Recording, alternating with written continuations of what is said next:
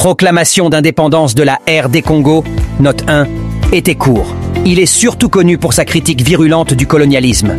Il était imprévu. Ce fut en grande partie une réponse au discours du roi Baudouin qui décrivait la fin de la domination belge au Congo comme étant l'aboutissement de la civilisation du Congo que Léopold II avait initié dans l'EIC, État indépendant du Congo. Ce discours était diffusé et suivi en direct sur les canaux radio du monde entier.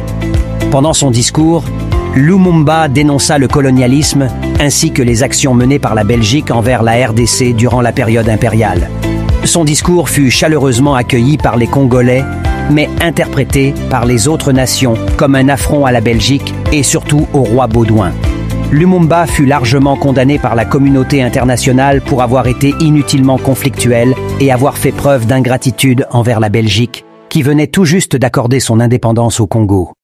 Le discours faillit engendrer un incident diplomatique entre les deux États. Par la suite, dans d'autres discours, Lumumba tenta d'adopter un ton plus conciliant.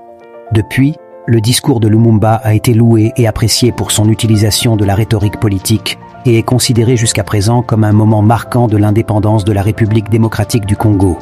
Mais il a également été cité comme un des facteurs de la période de crise qui a suivi cet événement, aboutissant au meurtre de Lumumba lui-même en 1961.